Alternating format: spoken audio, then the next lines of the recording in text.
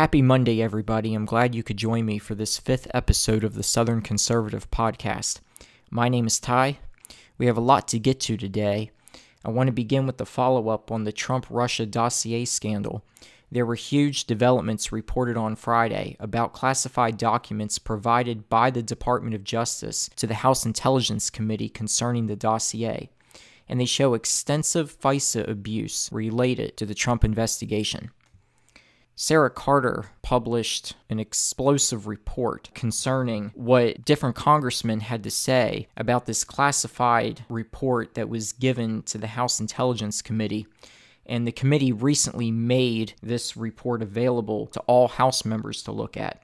And different congressmen that have been interviewed are shocked at what they have seen. And from what's been reported, this is just the tip of the iceberg when it comes to abuse on the part of the Obama administration and the intelligence community in going after Donald Trump, his campaign, his transition team, trying to bring down his presidency. And it's absolutely unbelievable. So here's Sarah Carter's report from last week. And she's been doing an incredible job. Her, John Solomon over at The Hill, Sean Hannity on Fox News, there have been a handful of other people, but they really have been doing true journalistic, investigative work that the rest of the media should be doing, not only when it comes to the dossier, but also looking at the Uranium One scandal and Hillary Clinton's involvement in that scandal, looking at Hillary Clinton's pay for play with her foundation. And more information has come out about how the fix was in with Hillary Clinton in her emails. In fact, Byron York published a story in the Washington Examiner that I'll get to next, where reports have come out now. More text messages between Peter Strzok and Lisa Page have come out, and it demonstrates how the fix was in with Hillary Clinton, the email investigation, and how there was an effort by the FBI to make sure that Hillary Clinton was let off the hook. So we'll get to that next. But first, Sarah Carter. She writes that a review of a classified document outlining what is described as extensive Foreign Intelligence Surveillance Act abuse was made available to all House members Thursday, and the revelations could lead to the removal of senior officials in the FBI and the Department of Justice. These sources say the report is explosive, stating that they would not be surprised if it leads to the end of Robert Mueller's special counsel investigation into President Trump and his associates. The House Intelligence Committee passed a motion along party lines on Thursday to make the classified report alleging extensive FISA abuse related to the controversial dossier available to all House members. The report contains information regarding the dossier that alleges President Trump and members of his team colluded with the Russians in the 2016 presidential election. Some members of the House viewed the document in a secure room on Thursday. Representative Peter King of New York offered the motion on Thursday to make the Republican majority-authored report available to all members. The document shows a troubling course of conduct, and we need to make the document available so the public can see it, a senior government official who spoke on condition of anonymity due to the sensitivity of the document said. Once the public sees it, we can hold the people involved accountable in a number of ways. The government official said that after reading the document, quote, some of these people should no longer be in the government. The document also apparently outlines several problematic issues with how FISA warrants were packaged and used, state several sources with knowledge of the report. Over the past year, whistleblowers in the law enforcement and intelligence communities have revealed to Congress what they believe to be extensive abuse with regard to FISA surveillance as previously reported. The dossier was used in part as evidence for a warrant to surveil members of the Trump campaign, according to a story published this month. Former British spy Christopher Steele, who compiled the dossier in 2016, was hired by embattled research firm Fusion GPS. The firm's founder is Glenn Simpson, a former Wall Street Journal reporter who has already testified before Congress in relation to the dossier.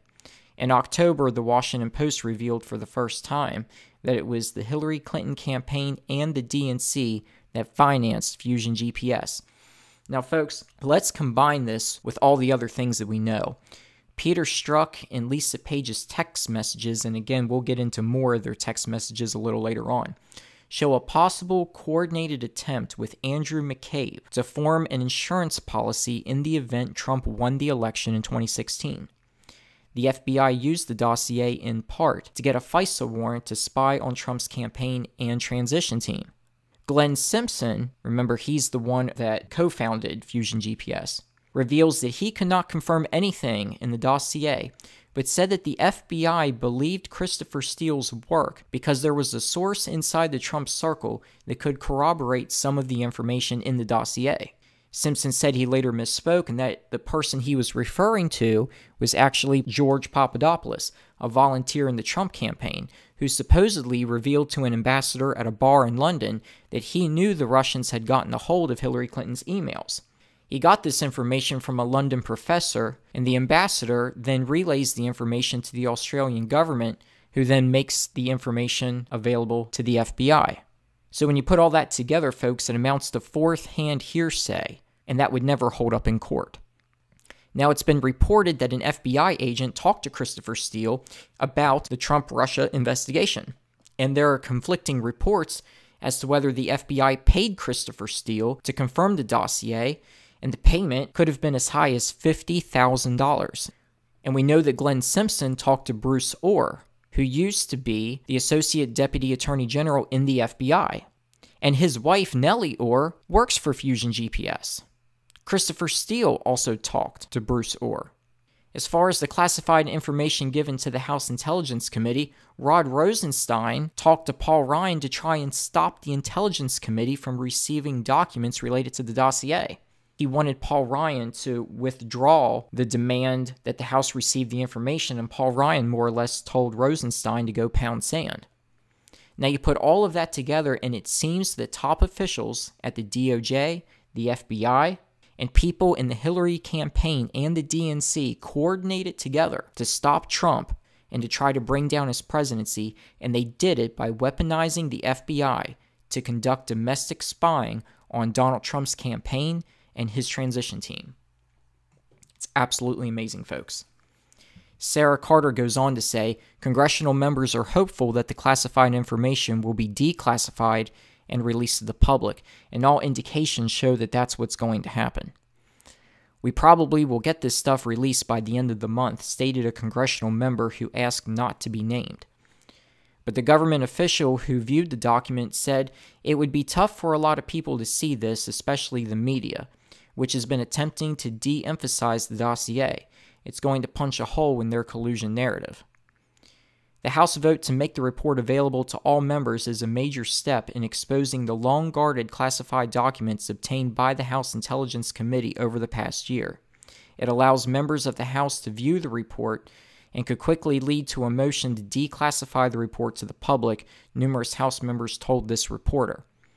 It's a House Intelligence Committee document that deals with the assessment on the Department of Justice, FBI, and the oversight work that is being conducted by the committee, said a congressional source who spoke on condition that they not be named.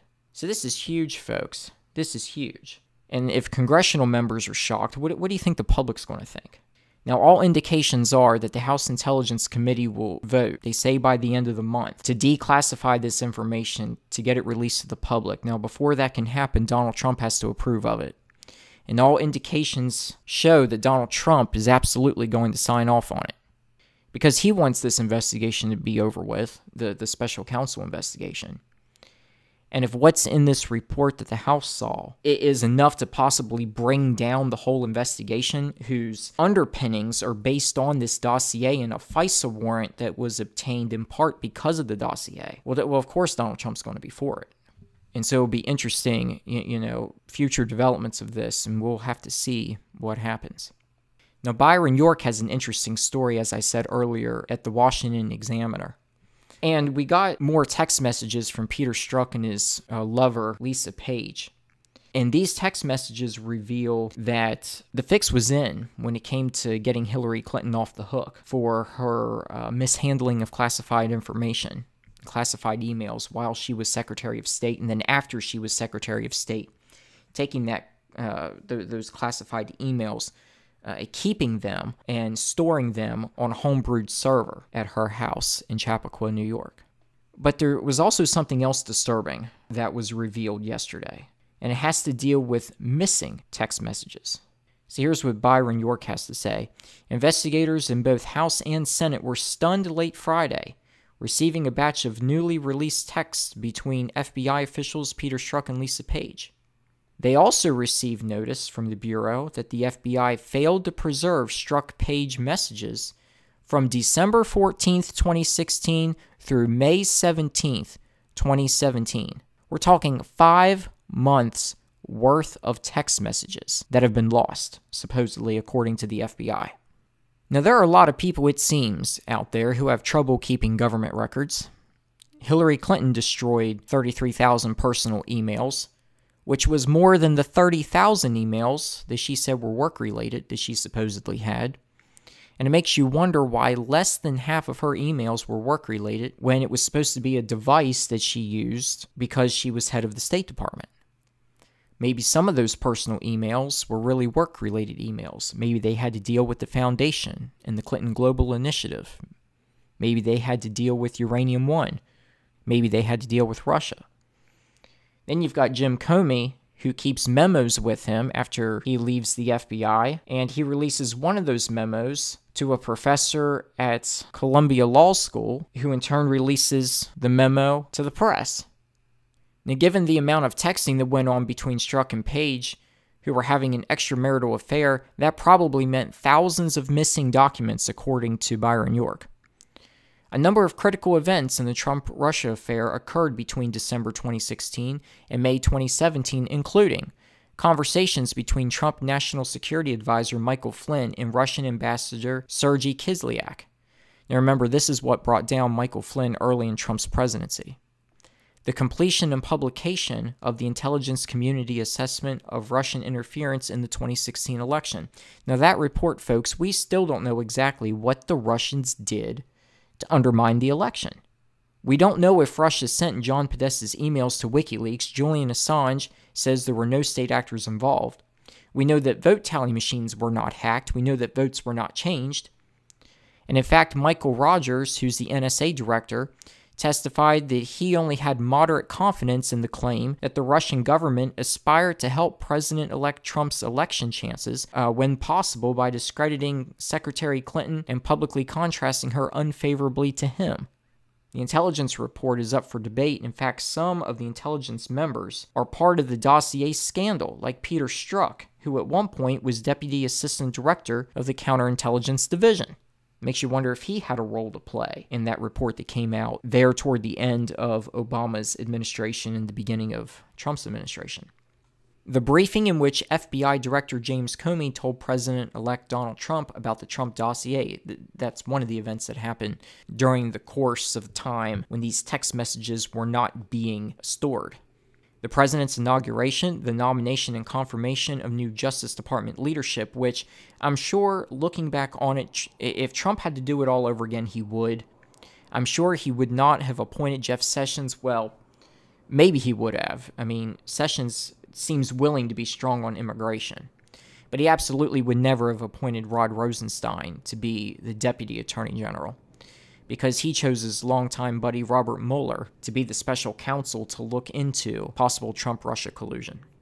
You had Flynn's interview with the FBI conducted by Peter Strzok, Comey's assurances to Donald Trump that the president was not under investigation, a variety of revelations mostly in the Washington Post and New York Times about various Trump figures under investigation, Attorney General Jeff Sessions' recusal from the Russia probe, the firing of top Obama Justice Department holdover Sally Yates, Trump's tweeting alleging that he was wiretapped, and firing of Comey by the president, and finally, on May 17, 2017, the final day of the missing texts, is when you had the appointment of Robert Mueller as special prosecutor looking into Trump-Russia collusion. So as Byron York says, Peter Strzok and Lisa Page certainly had a lot to talk about. In a letter to Senate Homeland Security and Government Affairs Chairman Ron Johnson, the Justice Department claimed that Strzok-Page texts were not recorded because of glitches in a changeover between models of FBI-issued Samsung Galaxy phones. Quote, data that should have been automatically collected and retained for long-term storage and retrieval was not collected, the Justice Department said. So you're telling me that the FBI, just at the time that this whole scandal was going on, this dossier scandal, there was a major IT problem? And supposedly, one of the best intelligence gathering agencies in the world had this IT problem? Are you kidding me? The FBI did send Johnson, along with Senate Judiciary Committee Chairman Chuck Grassley, hundreds of struck-page texts that were successfully recorded. Some of those might prove as troubling as the first batch of texts, one of which discussed the mysterious FBI insurance policy in case of a Trump victory in the 2016 election. In the newly released texts, Strzok and Page discussed Trump winning the presidential nomination, which they said would create pressure on the FBI to quickly finish up the Hillary Clinton email investigation, known inside the Bureau as the Mid-Year Exam, or MYE. Lisa Page wrote, and holy crap, Cruz just dropped out of the race. It's going to be a Clinton-Trump race. Unbelievable. And Peter Strzok wrote back, what? And Lisa Page said, you heard it right, my friend. Peter Strzok said, I saw Trump won, figured it would be a bit. Now the pressure really starts to finish the MYE. And Lisa Page responded by saying, it sure does. Earlier in February 2016, Page texted Strzok, the candidate Donald Trump, quote, simply cannot be president. Senate and House investigators are scrambling to come up with a response to the news of the missing text messages. Part of that response will be consultation with the Justice Department Inspector General Michael Horowitz, who has been investigating the FBI's handling of the Clinton email investigation. Does Horowitz have those missing text messages? Does anybody else? The Senate and House will also be asking, does the FBI's explanation make sense? Is there evidence to support it? Were there other Samsung phones not recorded as a result of technical problems between December 14th, 2016 and May 17th, 2017? Folks, that's also a long time to be switching over different model phones, isn't it? Just something else to think about. And if the FBI story checks out, is there still a way to find the missing text messages? Who would have the power to do so? Because Horowitz's investigation is an administrative review, not a criminal probe, and does not have the authority to compel production of some information. On Saturday, Senator Ron Johnson sent a letter to FBI Director Christopher Wray with a series of questions about the missing text messages. Does the FBI have records of any other communications between Strzok and Page? And what texts has the FBI produced to the Inspector General? How extensive was the alleged glitch that allegedly resulted in the lost text messages? Johnson also asked whether the FBI has conducted searches of Mr. Strzok and Mrs. Page's non-FBI-issued communication devices or accounts to determine whether federal records existed on those non-official accounts. That's an apparent reference to instances in the texts in which Strzok and Page told each other that they were switching to iMessage for further communication, suggesting that they have moved their discussion of sensitive topics from their government-issued Samsung devices to private Apple devices. Underlying all the questions is a diminished level of trust between some quarters of Congress and the FBI. Very suspicious, said one investigator about the news. Hard to believe, said another. When asked to rate his trust of the FBI on a scale from 1 to 10, the investigator quickly answered 0. And I'm sure many Americans feel that way too.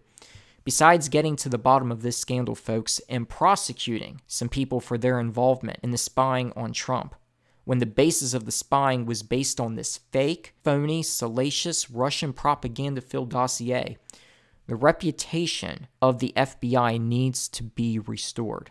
And I don't think the American people will put their trust in the FBI again until that agency is cleaned up and people go to prison. Now, a further question is, what did Hillary Clinton know, and what did Barack Obama know? Did Barack Obama get a briefing about the FISA court issuing a warrant to conduct what amounted to domestic spying on Donald Trump? There are some who feel that the president may very well have been made aware of this in daily briefings that he gets. So we'll have to see if those claims go anywhere. So folks, if you haven't already checked out the Southern Conservative Facebook page, please do so. Go to facebook.com/Southern Conservative. I'll provide a link to you on this YouTube page in the description section. You'll find all the podcasts as well as articles of interest from different conservative news outlets on stories you probably won't hear about in the mainstream media. That's facebook.com/Southern Conservative. Like that page, and be sure also to subscribe to this YouTube channel. You'll be notified when new podcasts are posted. And remember, podcasts are posted daily, Monday through Thursday. Well, folks, the government has been shut down since Friday night at about midnight. Republicans have successfully managed to get a good message out there that the Democrats are who's to blame for shutting down the government because they want amnesty for DACA recipients. And you know this is true because they've tied DACA to the continuing resolution to keep the government funded, but DACA is still in effect until March 5th. Now, the bottom line, folks, the Democrats, at least most of them, are prioritizing illegal immigrants over American citizens, and over American citizens who rely on government services, rely on protection from the military, and so forth. American citizens who work for the federal government are not getting paid right now because Democrats want protection for dreamers. Now, several Democrats in the House voted for the deal to keep the government open on Friday night to avert a shutdown. All of them are from red states, and all of them are up for re-election in 2018, with the exception of Doug Jones, the newly elected Democrat senator from Alabama. His seat is up in 2020.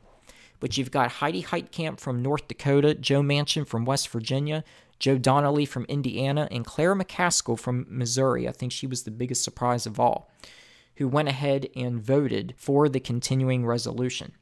Some vulnerable Democrats who were senators up for re-election in 2018 that did not vote to keep the government open included folks like John Tester of Montana, Tammy Baldwin in Wisconsin, Bill Nelson in Florida, Bob Casey in Pennsylvania. We'll see if their votes not to keep the government open, as well as their votes to not pass the Trump tax plan. Remember, no Democrats in either the House or the Senate voted to pass the Trump tax plan.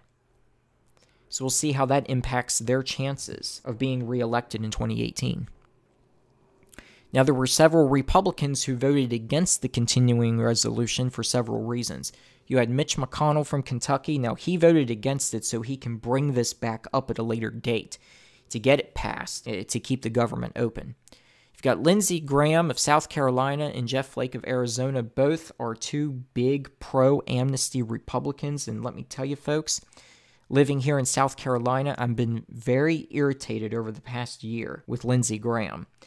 And I'm right now calling for my fellow Republicans living in South Carolina. If you're listening to this podcast, Lindsey Graham's seat is up in 2020. And I'm sure he'll run again in 2020 for another 6 years. Surely there's a good conservative out there who can present himself or herself as a primary challenger to Lindsey Graham. We need to get a good conservative, folks. When you look at some of the other politicians in this state, whether it be Mark Sanford, whether it be Mick Mulvaney, who's now the Office of Management and Budget, Tim Scott, Senator Tim Scott, Trey Gowdy, Congressman Trey Gowdy, and there's another congressman too, I think Congressman Duncan. These folks are fantastic conservative Republicans. So I know that we can get a good conservative senator to go along with Tim Scott. We got to have somebody better than Lindsey Graham. You got Mike Lee and Rand Paul, who also both voted against the CR. Rand Paul's concerned about the debt and the deficit, and Mike Lee, I believe, wants to see actual appropriation bills from the House be voted on in the Senate. And of course, John McCain is absent. He's at home in Arizona recovering from cancer treatment complications. Now, Mitch McConnell will try again to pass a continuing resolution today to keep the federal government funded through February 8th. And it's already been delayed several times over the weekend. Now, Fox News is reporting in a press availability, Chuck Schumer said he and Donald Trump have been close to a deal to fund the government at least once. But, Chuck Schumer says, the hard right in the Republican Party later convinces Donald Trump not to strike a deal with him, saying, quote, Trump won't take yes for an answer. Schumer tweeted on Thursday. Now, this is an interesting tweet. This was before the government shutdown. On Thursday, he tweeted, "I support an idea floated by my Senate GOP colleagues. Pass a clean CR for a few days to give us a hard final deadline and keep both sides at the table. We'll reach a deal that fully funds our military and the opioid fight, CHIP, vets, pensions, disaster aid, and protect dreamers." So he mentions dreamers in this, folks, but, there's one big thing that he left out in his little list there. Border security and funding for a border wall. The Democrats don't want this, folks. The Democrats don't want that. They want illegal immigrants to continue coming into this country, hoping that one day, we'll be back in the same spot that we are today. And we're here today because of what happened in 1986, granting amnesty to illegal immigrants with the promise of border security. And over the last 30 years, we have not had a border wall. We have not had the kind of border security that we need to keep the illegal immigrants from coming into the United States. And so we've got millions of people living in this country illegally. We've got hundreds of thousands of DACA recipients that are looking for amnesty. Schumer slammed the conservative wing of the Republican Party, accusing them of holding the well-being of DACA recipients hostage. "It's next to impossible to strike a deal with the president because he can't stick to terms," Chuck Schumer said. Earlier on Saturday, Donald Trump tweeted, "Democrats are holding our military hostage over their desire to have unchecked illegal immigration. Can't let that happen." So at least the president is sticking to his campaign promises. Republicans seem to be holding the line, but again, you've got pro-amnesty Republicans like Jeff Flake and Lindsey Graham who are trying to work out a DACA deal with the Democrats. And as I've said before, folks, no DACA until you have border security. Then we can deal with the illegal immigrants, most of whom are not children. And then we have to vet these folks to see if they can support themselves and so forth. And to grant citizenship, in my opinion, and that, of course, is the goal of the Democrats, so they can increase the size of their voter base. You need to get in the back of the line, pay all the fees necessary, like everyone else who's trying to attain citizenship the legal way. And to the point about Democrats increasing their voter base, do you really think the Democrats would be pushing for DACA as hard as they are if they knew these people would vote in large numbers for Republicans? I don't think so. So we'll see what happens, folks. We'll see if today the Senate can pass a CR. They may change something. It may have to go back over to the House, but we'll see if something can't get worked out in the Congress to keep the government open or to reopen the government. I just want to end by saying congratulations to the Philadelphia Eagles and the New England Patriots, who will be playing 2 weeks from now in Super Bowl 52. This is the 8th Super Bowl appearance for the Patriots since Tom Brady has been quarterback. This goes all the way back to 2001. If the Patriots win in 2 weeks, it will be Tom Brady's 6th Super Bowl win, and this is the 3rd Super Bowl in the last 4 seasons for the New England Patriots. I mean, they certainly have been the big dominant team over the last 15, 16, 17 years or so. And, I mean, you really got to hand it to them. I mean, whether you like the New England Patriots or not, whether you think there's, cheating going on, Deflategate, the whole bit, you really got to hand it to Bill Belichick and Tom Brady. I mean, they really have got the job done. They certainly have gotten wins week after week after week, and they certainly in the playoffs have produced. And so we'll see what happens in 2 weeks when they play the Eagles in Minnesota. So good luck to both teams, and we'll see what happens. Well, folks, that does it for the podcast today. I hope you will be back here and join me tomorrow. Have a great day, everybody.